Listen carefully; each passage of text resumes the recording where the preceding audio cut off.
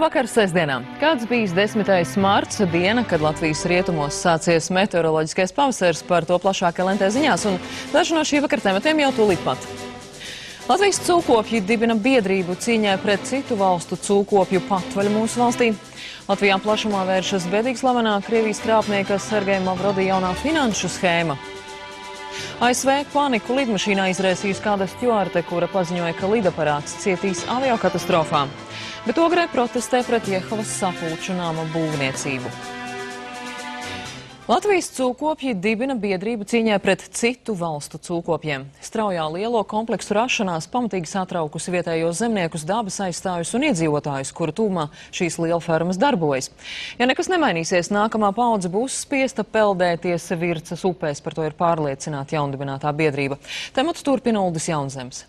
Līdz šim vairāk kārt ir izskanējuši iedzīvotāju protesti pret ārvalstu uzņēmēju, īpaši dāņu ienākšanu Latvijas cūkopības nozarē. Baušinieki ir pirmie, kas cīņai ar lielfermām ir nodibinājuši sabiedrisku organizāciju. Bauskas tautas namā sabraukuši cūkopi no visas Latvijas. Pēdējo gadu laikā, kad lieli ārvalstu cūkopi savu biznesu pārceļ uz mūsu zemi, radot negatīvu ietekmi uz vidi un pasliktinot iedzīvotāju dzīves apstākļus un veselību, Bauskas apkārtnes iedzīvotāji nolēmuši sākt cīņu pret lielo cūkopju patvaļu. Mums vajag tiešām cūkas un cūkas gaļu, bet tas ir viss jāražo tā, lai nenodarītu dabai kaitējumu. Cūkfermas ceļās, bet gaļa mums nepaliek vairāk vietējā ražošana. Mums tiešām paliek tie cūkmēsli tikai Latvijā.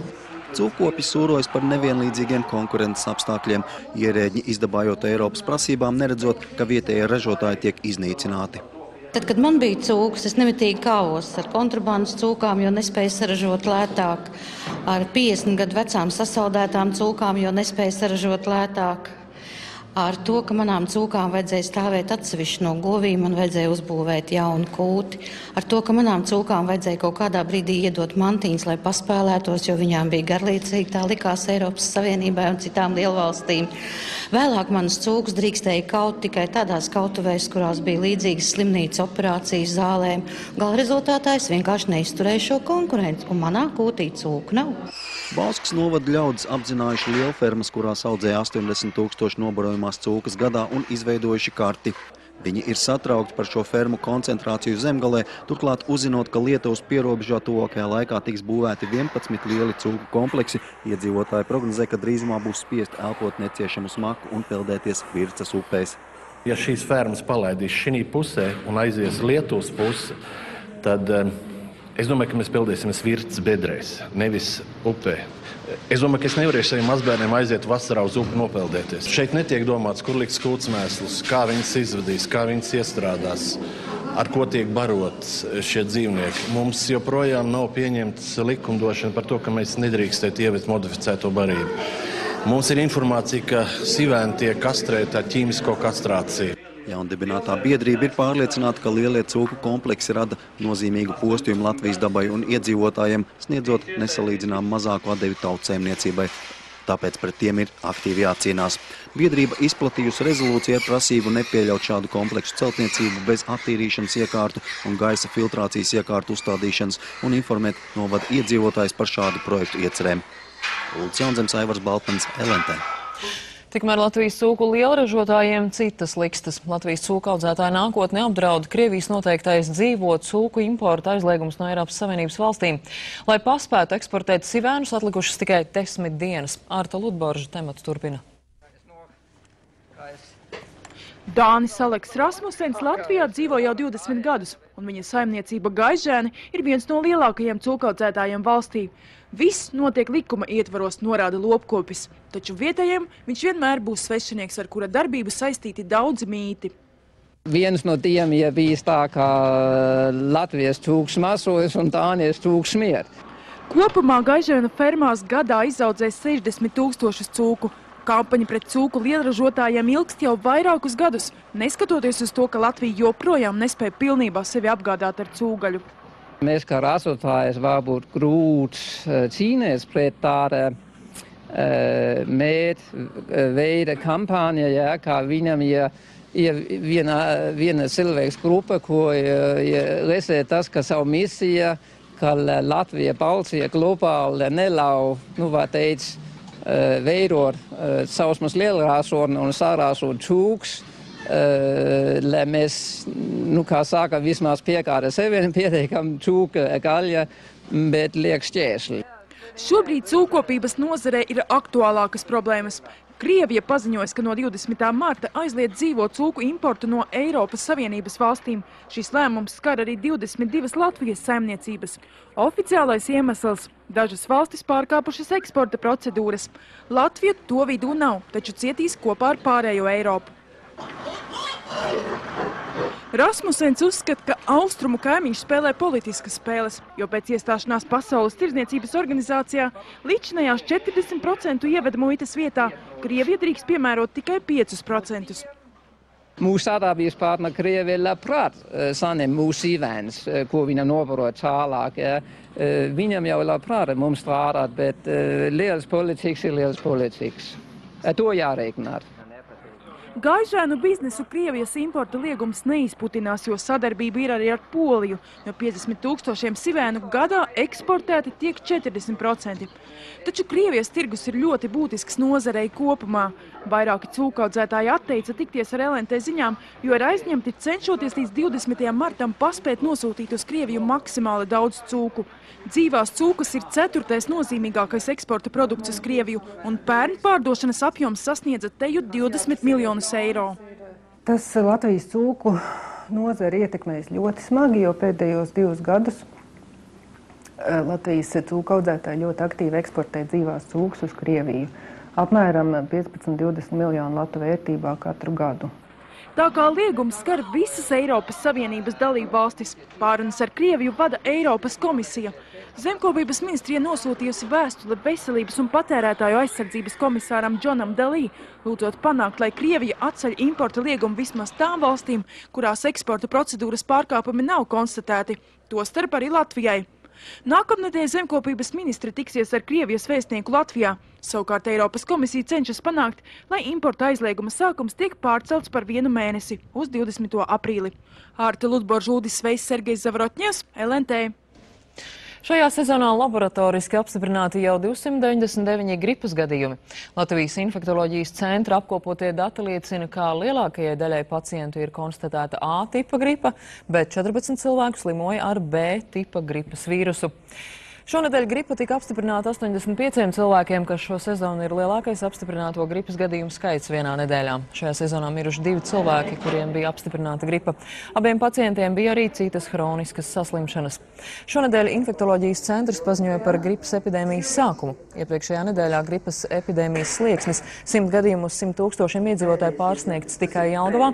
Savukārt pārējās pilsētās gripas izplatība bija zem epidēmijas līmeņa. Tas vai šonedēļ arī citās pilsētās sasniegs gripas epidēmijas līmeni, būs zināms pirmdien.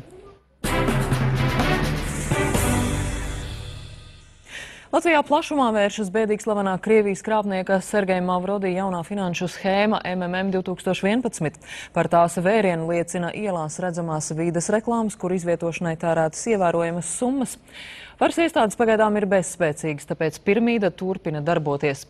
Finanšu un kapitāla tirgus komisijas vadītājam Kristapam Zakulim ir ideja, kā schēmu var apturēt. Plašāk stāsta Aleksis Zoldners.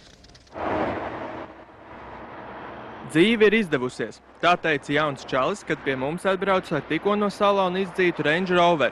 Latvijā ar šādiem saukļiem cilvēkus mudina iesaistīties bēdīgi slavenā Krievijas finanšu avantūrista Sergeja Mavrodi jaunajā projektā MMM 2011. 90. gados Mavrodi izveidoja finanšu piramīdu ar tādu pašu nosaukumu, pēc kuras kraha miljoniem Krievijas iedzīvotāji zaudēja kopumā ap $10 miljardiem. Finanšu un kapitāla tirgus komisija uzsver, ka MMM darbojas bez licences. Banku uzrauga aicina neuzticēties šādām šaubīgām schēmām, jo to mērķis ir gūt materiālu labumu no tiem, kas pievienojas vēlāk. Ar šīm finanšu piramīdām ir skaidrs, ka viņas kādreiz beidzas un kāds cieš no tā zaudējums. Un tāpat ir skaidrs, ka kāds viņas organizē, viņam tas ir izdevīgi. Latvijā reklāmas izvietotas uz ielām, sabiedriskajā transportā, kāpņu telpās un citur. Solītā peļņa ir pasakaina – no 20 līdz 75% mēnesī. Pārstāvji aktīvi komunicē sociālajos tīklos, reklamējas arī izziņu un e-pastu starpniecību. Mums pat šķiet, ka daļa no šīs schēmas ir pat vienkārši vietējo krāpnieku aktivitātes, kuras ir, teiksim tā, ir pamanījuši un novērtējuši, kad ir tāda aktuāla tēma, un uz tā fona radīt klusiņām savu mazu piramīdu un savākt naudiņu no, teiksim, tepat tūmā no cilvēkiem. Pats Mavrodis savu projektu raksturo kā globālu finanšu sociālo tīklu bez centralizētas vadības. Tāpēc neviens to nevarēšot apturēt. Lai gan banku uzraugi par aktivitātēm ir informējuši policiju, iemesls krimināla procesa sākšanai pagaidām nav atrasts. Kāds vīrietis vien saukts pie administratīvās atbildības par nelicencētu uzņēmējdarbību. Policija ļoti aktīvi seko līdzi visiem notikumiem un šī MMM 2011 darbībai. Un tas nozīmē, ka tiek pārbaudīta esošā informācija, kas ir policijas rīcībā, un attiecīgi līdz ko būs iespējams vai būs pamats uzsākt kriminālu procesu, policija to noteikti darīs. Gadījumā krāpšanu iespējams pierādīt būtu grūti. Schēmas organizētāji paši atzīst. Šī ir finanšu piramīda un jūs savu naudu varat zaudēt. Arī banku uzraugi norāda, ka juridiskā izpratnē nenodarbojas ar nelicenzētu noguldījumu piesaisti. Cilvēkam pasaka, ka tu vari piedalīties un nolikt naudu, kuru tu vari nekad nesaņemt atpakaļ. Tev apmierina šādu nosacījumu. Cilvēks saka, man apmierina un es ielieku. Tas nav noguldījums. Es aicinātu tieši sabiedrību izdarīt to, ko sabiedrība var izdarīt vislabāk, neuzticēt ne santīm, šaubīgām schēmām. Attiecīgi tad ātri viņa biznesa beigsies un ar to arī viss beigsies. Latvijas galvenais banku uzraugs norāda, ka pirms jebkuriem ieguldījumiem vispirms jāsaprot, kam nauda tiek uzticēta, kur tā nonāk un kurš garantē tās drošību. Aleksis Zoldners, Andris Jasinskis, LNT. Rīgas doma jau uzdevusi Rīgas nama pārvaldniekam apzināt tās mājas, kur izvietot finanšu piramīdas 2011 reklāmu. Tuvākajā laikā plānots rast tiesisku risinājumu, lai šīs reklāmas pazustu gan no māju kāpņu telpām, gan sabiedriskā transporta pieturām. Bet ziņu turpinājumā šovakar arī temats par jehuviešu plānoto sapulčinājumu būvniecību Ogrē, bet tagad īsi par LNT top 10 tematiem rītdienas redzējumu. Kāda zirga mugurā politikā atgriežas Enārs Repše? Uz kādiem pakaviem turas viņa jaunizveidotā biedrība un vai šis rumaks beigās no segliem neizsitīs vienotību? Politiķiem ir ideja. Latviešu valoda varētu būt vienīgā arī bērnu dārzos. Bet vai tas būtu tikai risinājums vai arī jaunas problēmas ikdienā bērniem, viņu vecākiem un arī pedagogiem? Putins uzvarējis prezidenta vēlēšanās Krievijā, bet zaudējis pašā Krievijas sirdī. Top 10 speciāla reportāža no Maskavas. Kāpēc maskavieši Putinam vairs netic? Ir jautājumi? Krievijā nerimst opozīcijas mītiņi. Tūkstošiem cilvēku šodien Maskavas centrā protestēja pret Vladimira Putina uzvaru vēlēšanās. Lai gan pasākumu rīkotāji bija cerējuši ieraudzīt daudz skaitlīgāku pūli, viņi sola nepadoties.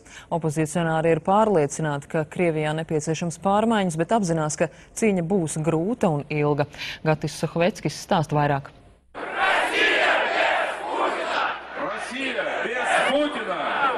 Augstajā, bet saulainajā dienā Maskavas centrā bija pulcējušies ne vairāk par 20 000 cilvēku. Tas ir mazāk nekā decembrī pēc parlamenta vēlēšanām. Vladimira Putina oponenti bija cerējuši uz lielāku iedzīvotāju atsaucību, lai valdošajai elitei pierādītu, ka neapmierinātība ar varu nav mazinājusies arī pēc prezidenta vēlēšanām. Opozīcijas līderi katrā ziņā sola nepadoties un turpināt iestāties par pārmaiņām Krievijā, bet cilvēkus aicina būt pacietīgiem. Es atceros katru vārdu, ko jums teicu. Mēs visu izpildīsim, mēs visu izdarīsim. Ceļš būs garš un grūts, cīņa tik drīz nebeigsies, bet mēs visu izdarīsim. Krievija būs brīva, Krievija pieprasa pārmaiņas. Opozicionāri norāda uz vairākiem pārkāpumiem, ko paši pieredzējuši novērojot vēlēšanu gaitu, un atsakās pieņemt prezidenta vēlēšanu iznākumu. Vēlēšanas jau ir notikušas un noslēgušās tā, it kā nebūtu uzvarēts vēlēšanās, bet izcīnīts karš. Atkaroja valsti no vismaz 37% pilsoņu Krievijā un 53% Maskavā. Sankcionētais mītiņš notika rūpīgā policijas uzraudzībā. Virs protestētājiem debesīs riņķoja arī 2 helikopteri. Pasākuma noslēgumā tika aizturēts opozīcijas kreisās frontes līderis Sergejs Udaļsovs. Viņš uzskata, ka 1. maijā, tieši nedēļu pirms Vladimira Putina inaugurācijas ceremonijas, Maskavā ir jāsarīko protesta gājiens, kurā piedalītos 1 miljons cilvēku. Akcija pret Putina uzvaru prezidenta vēlēšanās šodien notika arī Sanktpēterburgā. Tur tika arestēti vairāki 10 cilvēku, arī kāds nejauši garām gājējs ar baloniem rokās. Putina dzimtajā pilsētā bija pulcējušies aptuveni 200 protestētāji. Šo pasākumu varas iestādes bija atteikušās saskaņot. Gatis Suhoveckis, LNT. Japānā sākušies piemiņas pasākumi, lai godinātu pagājušā gada traģiskās zemestrīces un tās izraisītā tsunami upurus. Rīt aprit tieši gads kopš tsunami vilnis aizskaloja veselas pilsētas un izraisīja nopietnāko kodola krīzi kopš Černobiļas katastrofas. Pirmais no piemiņas pasākumiem notika Fukušimas pilsētā, kas atrodas 30 km attālumā no izpostītās kodola spēkstacijas. Godinot upurus tika aizdegti vairāki tūkstoši sveču. Pagājušā gada 11. marta katastrofā dzīvību zaudēja vairāk nekā 15,000 cilvēku. Vairāk tūkstoši joprojām tiek uzskatīti par bezvēsts pazudušiem. Tā bija spēcīgākā zemestrīce Japānas vēsturē. Zemestrīces izraisītā tsunami viļņa augstums pārsniedza 40 metrus. Sadursmēs ar policiju izvērtusies protesta akcija, kas Lielbritānijā tika sarīkota pret Starptautiskā valūtas fonda bijušo vadītāju Dominiku Strausu-Kānu. Protesta akcija bija sarīkojuši Kembridžas universitātes studenti, kuri pauda sašutumu, ka prestižajā mācību iestādē runu sniegt uzaicināts Dominiks Strauss-Kāns, kurā reputācija ir pamatīgi aptraipīta. Viņš ticis apsūdzēts izvarošanā, sutenerismā un korupcijā. Saniknoties studenti uzskata, ka uzstāšanos Kembridžā bijušais valūtas fonda vadītājs vēlas izmantot tikai tāpēc, lai uzlabotu savu tēlu. Amerikā paniku lidmašīnā izraisījusi kāda stjuarte, kura īsi pirms pacelšanās gaisā visiem pasažieriem paziņoja, ka lidmašīna cietīs aviokatastrofā. Incidents notika aviokompānijas American Airlines lidmašīnā, kas devās reisā no Dallasas uz Čikāgu. Kad lidmašīna tuvojās skrejceļam, stjuarte pa skaļruni paziņoja, ka lidmašīnai ir tehniskas problēmas un sāk stāstīt par saviem draugiem, kurus viņa zaudējusi 11. septembra teroraktā. Stjuarti kopīgiem spēkiem savaldīja apkalpi un pasažieri, un lidmašīna devās atpakaļ uz termināli. Tur stjuarti sagaidīja policiju un nogādāja pie psihiatra. Pēc tam ar 80 minūšu nokavēšanos lidmašīna devās ceļā un veiksmīgi piezemējās Čikāgā.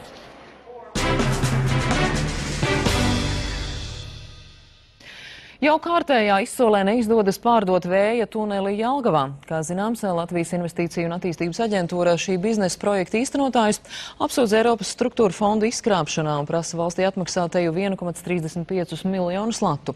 Tomēr, ja arī izsoles notiktu un vēja tuneļa ēka ar visu aprīkojumu tiktu nopirkta, valsts vienalga nedabūtu atpakaļ neviena santīma. Plašāk par skandāliem apvīto projektu stāsta Dāna Albrehta. Izsoles sākuma cena vēja tuneļa ēkai 500 000, pašai iekārtai 340 000 latu. Šomdēļ tika rīkotas 2 izsoles. Mantu sadalīja, jo pirmajā piegājienā, kur izsolīja visu īpašumu kopumā, pircēja nebija. Tomēr arī šajā reizē neieradās neviens pretendents. Izsoles atkal nenotika. Es esmu neitrāla un ar valsts tikai nozīmēta amatpersonu šajā maksātnespējas procesā. Bet man bija atklāt sakot pārsteigums, kāpēc neviens neieradās arī uz šo pirmo izsoli, kad tika izsolīts visu mantu kopumā, kā uzņēmums. Gatavs uzņēmums, ēka, kur atrodas attiecīgā iekārta, ej un strādā. Gaisa sporta certifikācijas centrs Jelgavā tāpat traknajos gados projektā ieguldot 2 miljonus latu. Daļa bija Eiropas struktūra fondu nauda un valsts budžeta līdzfinansējums. Vēja tuneli tomēr neizdevās pilnībā pabeigt un ar pilnu jaudu iedarbināt. Projekta īstenotāji neslēp, iecerētais bizness cietis finansiāli neveiksmi.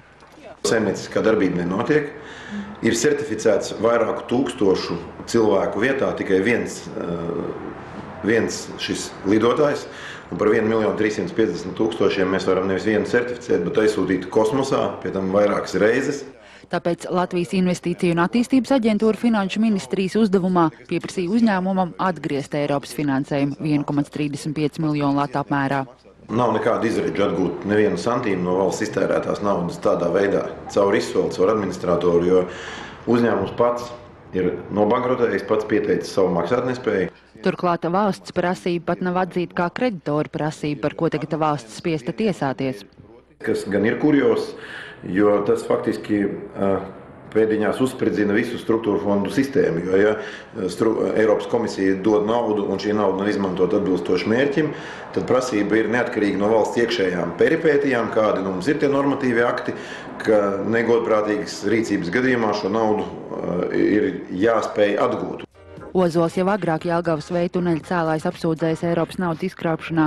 Konflikts Latvijas Investīciju un attīstības aģentūras direktoram ar aerodījumu vadītāju Ivaru Beitānu izveidojās jau kopš Expo izstādes Šanhajā, kad personas vienu otru publiskajā telpā nevairījās saukt par krāpniekiem un kukuļņēmējiem.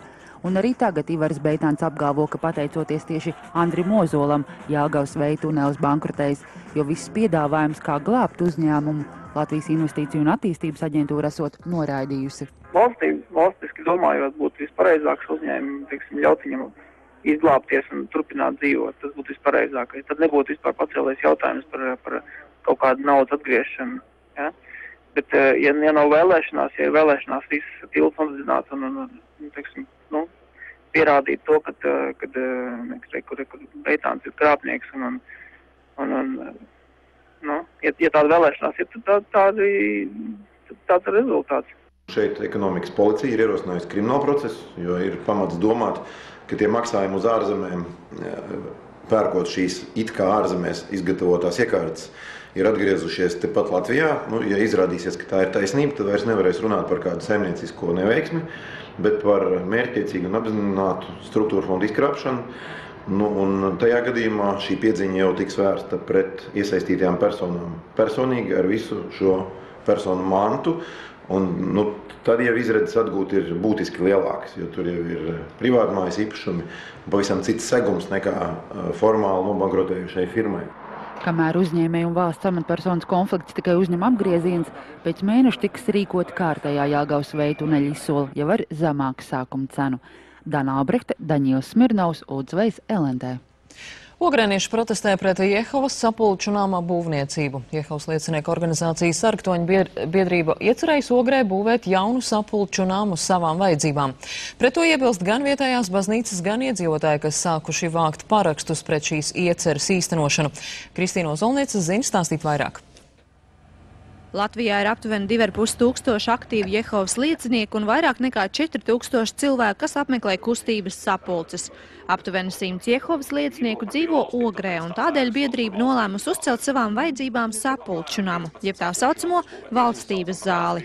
Jehovas liecinieku sapulču namu būvi Ogrē nekādā ziņā netraucēs apkārtējos iedzīvotājus, jo Jehovas liecinieki cenšas ar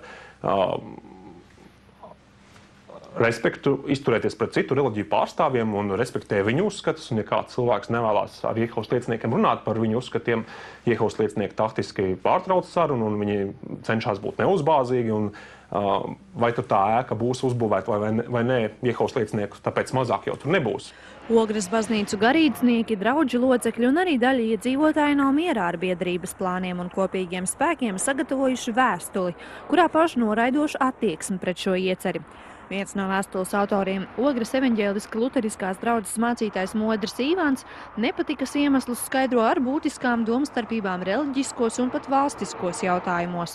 Viņu mācība noliedz trīsvienību. Ja arī šī sapratne par Dievu ir tomēr savādāk, lai gan viņi daudz kā runā par Jēzu, bet trīsvienību viņi noliedz gan Jēzus dievišķību, gan arī svēto garu, kā atsevišķa persona. Neatzīst valsts simbolus, jā, arī himnas laikā, jā, arī nepieceļas, himnu nedzied. Viņi arī valsts svētkos nedrīkst piedalīties, jā, arī vēlēšanās, militārajā dienestā, jā, valdība ir sātana iestādījums.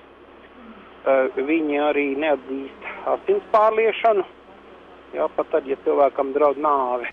Traģiskākais gadījums, kad Jehovas liecinieku vārds izskanēja visā Latvijā, saistīts ar kādas nepilngadīgas meitenes nāvi, jo vecāki bija pārliecināti jehovieši un neļāva meitai pārliet asinis. Tas bija 90. gadu beigās, taču luterāņu mācītājs ir pārliecināts, ka jehovieši joprojām ir tikpat radikāli.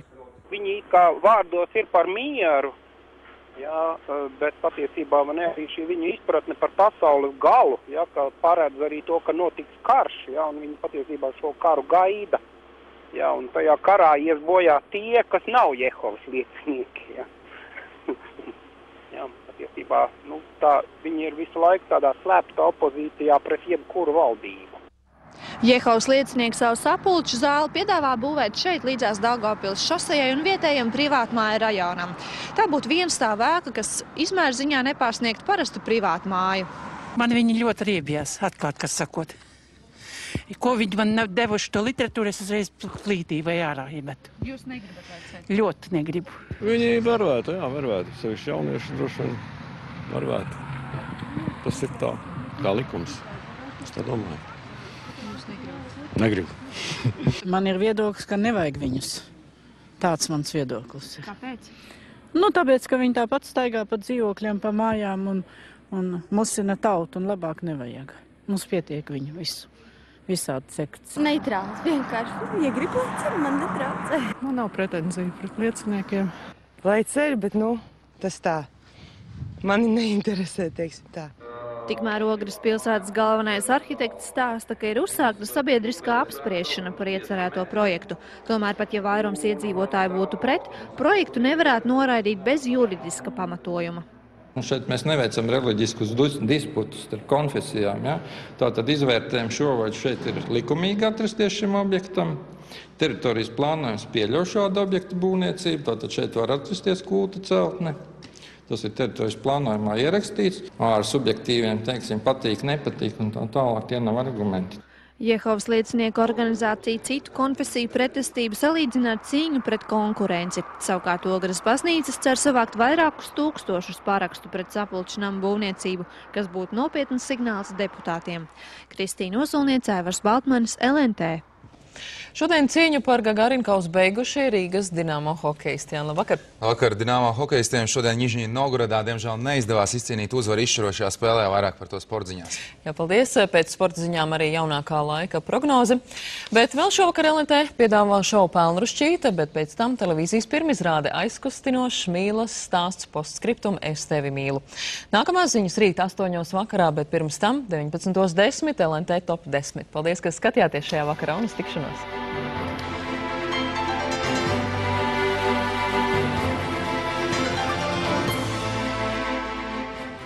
Eiroaptiekas medus karte piedāvā D3 vitamīnu kapsulas D-pēles ar 30% atlaidi, zivju eļļas molers ar 20% atlaidi.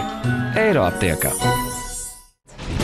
Pozitīvo emociju šovs Latvijas zelta talanti 2012. Svētdien 20:8. Tā, labi. Kas šodien par dienu? Piektdiena. Cik jāciņa podziņas?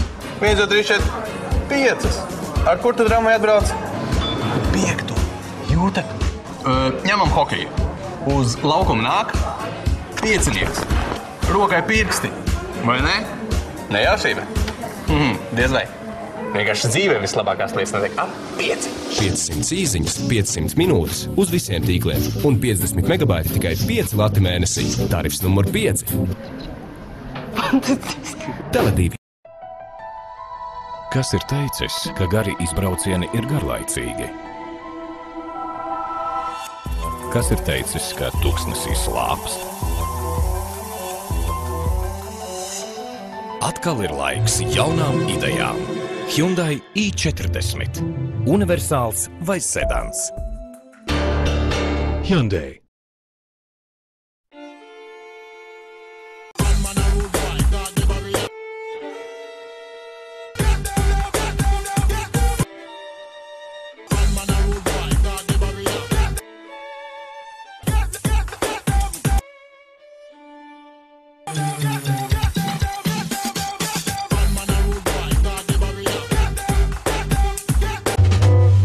Nāciet un iepazīstieties ar jaunā Toyota Avensis pilnīgi jauno 2 litru dīzeļa dzinēju.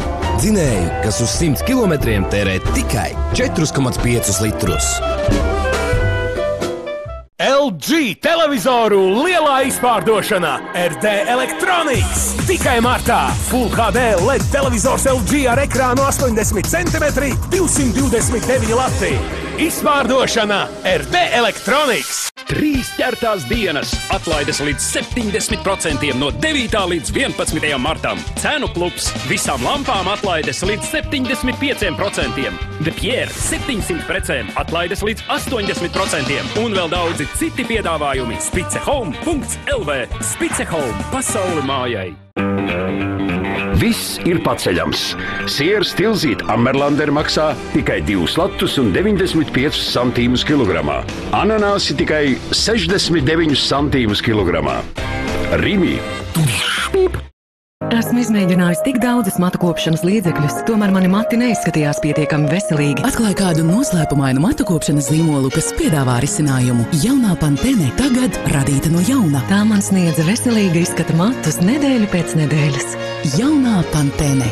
Tu izmēģini, tu izlem.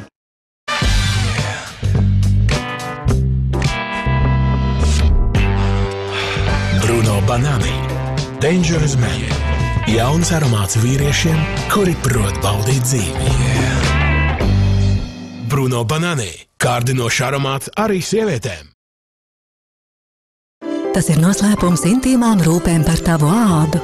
Naturella to zina. Tikai Naturella ar kumelīšu krēmveida balzāmu un īpaši absorbējošām šķiedrām ir radīta, lai palīdzētu saglabāt tavu ādu brīvu no kairinājuma. Naturella ar kumelītēm atklāja jaunas biksīšu ieliktnīšas, kliņģerīšu maigums un zaļās tējas maģija. Lielā cenu cepšana ir lielveikalos. Tikai 2 nedēļas līdz 19. martam Maltā kafija Čībā ekskluzīvu 500 grami, 3 lati 79 centīmi. Dzirdstošais vīns Martini Asti, 3 lati 65 centīmi. Lielā cenu cepšana ir lielveikalos. Dāmas, vai svaigais Bahamu aromāts liek jūsu vīrietim smaržot kā nebeidzamam tropu salvrietam? Kā jums rakstītas mīlas dziesmas melodijai? Kā romantiskam pārsteigumam ar kucēnu? Jā.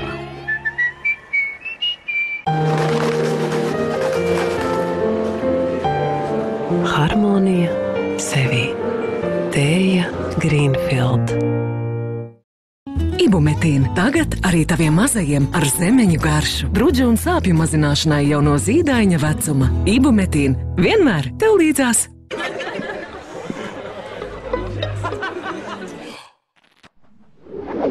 Gaišais alus mītavā. Vīriem ir jāatpūšas. Dziļi elpojam, sakārtojam domas, ejam tālāk. Par veselu latu zaļāks Geo tikai šajā pavasarī. Ar Geo Marta numuru tu aizceļos uz Ņujorku un uzzināsi, kāpēc tās iedzīvotāji baidās no debesskrāpjiem. Pievienosies policijas patruļai Bronksas bīstamākajos kvartālos, nonāks Nepālā pie Anapurnas kalna un atgriezīsies noslēpumainā Helēņu pilsētā pirms mūsu ēras. Pavasara iedvesmai aizraujošākās Eiropas dabas fotogrāfijas žurnālā par viszaļāko cenu. Savādāks skats uz pasauli. Žurnāls Geo. Šī pavasara krāšņākais realitātes šovs Bērnu šķītē. Šovakar bez 29. Shake it, baby! Do the stomach thing! Kad nāve šķir Holiju no kvēli mīlētā vīra Džerija, viņas izmisumu remdēt nespēja neviens. You Holly Kennedy? No, I'm not. Taču notiek kas pārsteidzošs. Hey, baby! Surprise! Džerijs ir parūpējies par īpašām vēstulēm savai sievai, arī pēc tam, kad ir miris. Laimīgas beigas vēl ir iespējamas. Hilary Swanka un Geralds Butlers aizkustinošajā mīlas stāstā postskriptum Es tevi mīlu. Šovakar bez 20:10. Bauda sestdienas vakara filmu kopā ar modes un izklaides centru Riga Plaza.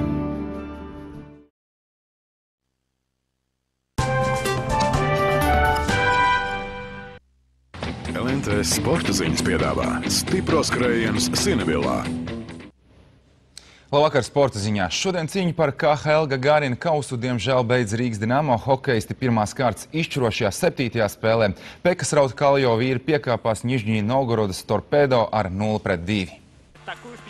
Jau mača 4. minūtē Dinamo palika skaitliskajā mazākumā, bet Krisu Holtu ar metienu no 0 leņķa negaidīti pārspēja Ruslans Zaļinuļins. Mūsu uzbrucēji atslēgu uz Vitālija Kovaļa sargātiem torpedo vārtiem šodien tā arī neatrada. Mānieku vārtsargs atvairīja visus 34 Dinamo hokeistu metienus, bet mača pēdējā minūtē vēl vienu ripu jau tukšos mūsu vārtos raidīja Mihails Varnakovs. Sērijā torpedo uzvarēja ar 4-3 un rietumu konferences pusfinālā spēkosies ar Oļega Znaroka un Harija Vitoļiņa trenēto Maskavas Dinamo vienību. Savukārt hokeja klubs Rīga Krievijas jaunatnes līgas regulārā čempionāta pēdējā spēlē šodien Piņķos atkārtot apspēlēja Slovākijas komandu Popradas Vilkus ar 4-2. Rīgas hokeisti ir nodrošinājuši vietu Harlamovu kausa izcīņas pirmajā kārtā, kur 2. gadu pēc kārtas spēkosies ar Mitišķu Atlantiem.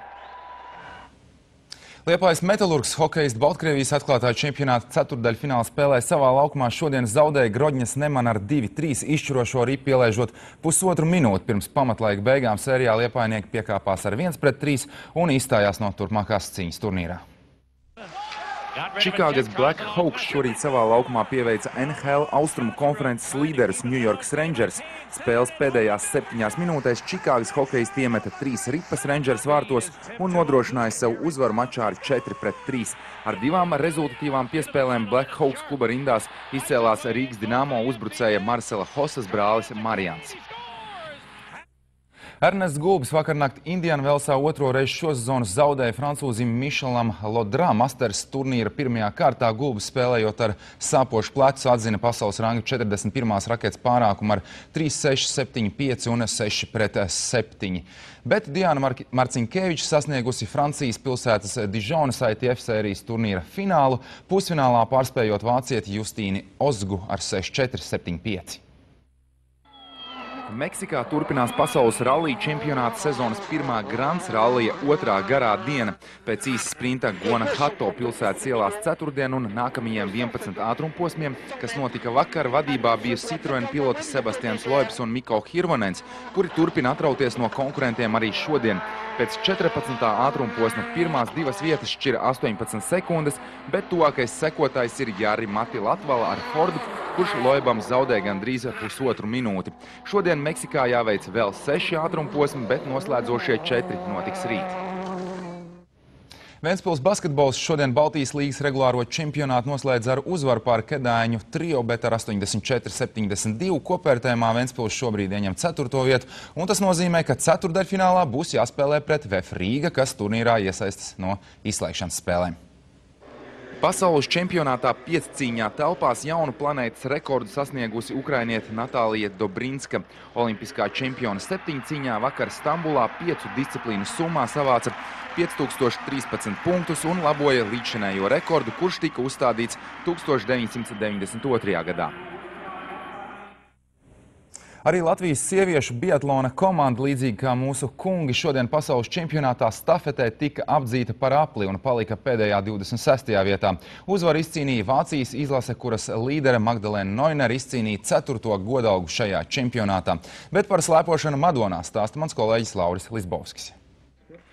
Šodien Madonā sākās Latvijas čempionāta sezonas pēdējais 3. posms distanču slēpošanā. Nelielā migliņā gaisa temperatūrai esot nedaudz virs nulles risinājās aizraujošas sacensības sprintā 5 vecumu grupās.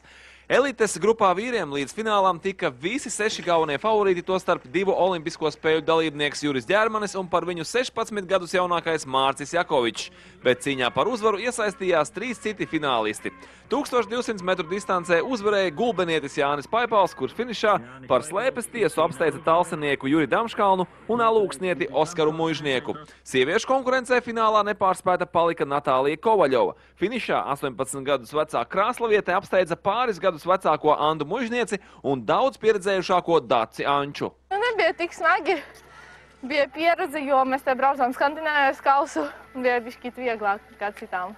Junioru konkurencē ātrākie bija cēsu slēpotāji Arnis Petersons un Zane Eglīte.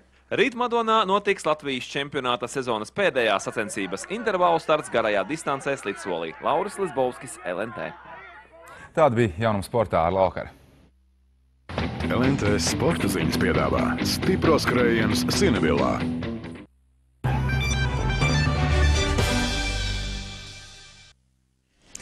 Esiet sveicināti LNT laika ziņās, tās sākšu ar gaisa temperatūrām, kas rīt gaidāmas Eiropā. Un tā Eiropas dienvidos gana silts un pavasarīgs laiks. Madridē +18, Barcelonā +17 un spīdēs saule. Gana silts arī Romā, tur +15 grādu un nedaudz mākoņains. Britu salā Dublinā +13, Londonā +15 grādi. Amsterdamā, Briselē un Frankfurtē apmācies no +11 līdz +12 grādiem. Dienvidē Eiropā Kopenhāgenā +8 saulains, taču tuvojoties Baltijas reģionam redzam, ka nokrišņu kļūst arvien vairāk. Viļņā +1, Rīgā +3 un Tallinā arī +1. Savukārt Latvijas rietumdaļā šodien sācies meteoroloģiskais pavasars un iespējams drīz to varēs teikt arī par visu Latvijas teritoriju. Nākamnakt vēl gaidāms neliels slapjš sniegs un lietus, pūtīs mērens stiprs dienvidrietumu vējš, kas iegriezīsies no ziemeļrietumiem un Kurzemē brāzmās var sasniegt 20–23 metrus sekundē. Gaisa temperatūra naktī no -1 līdz +3 grādiem. Savukārt rīt dienā, sākot no rietumiem, debesis pamazām skaidrosies un nokrišņi gaidāmi vairs tikai atsevišķos rajonos. Vējš savukārt saglabāsies diezgan stiprs, rietumos brāzmās tas sasniegs 15–19 metrus sekundē, Kurzemē savukārt līdz pat 20 metriem sekundē, bet gaisa temperatūra dienā gaidāma +1, +5 grādu robežās. Nākamās nedēļas sākumā jau biežāk spīdēs saule un nokrišņu būs vēl mazāk. Naktīs gaisa temperatūra vēl nokritīsies zem 0, bet dienās gaisa iesils līdz pat +9 grādiem un pašreizējās prognozes liecina, ka nedēļas nogalē gaisa iesils līdz pat +12 grādiem. Tas šovakar viss. Paldies, ka skatījāties uz tikšanos. Vai ir iespējams mīlēt gan vīru, gan... Ko tu dari? Kas tā pa piespēli? Gan viņa hokeju? Jā. Ar Latelekom mājas komplektu viss kļūst iespējams. Mīli savus tuvākos, skaties iemīļotos raidījumus arī datorā un nemaksā par to vairāk. Uzzini nosacījumus vai piesakies savam mājas komplektam pa tālruni, internetā vai klientu apkalpošanas centros. Latelekom. Šovu Pēnu šķīte piedāvā ģenerālsponsors Šokolāde Pergalē. Naudas balvu 5000 € dāvā SMS Kredit LV.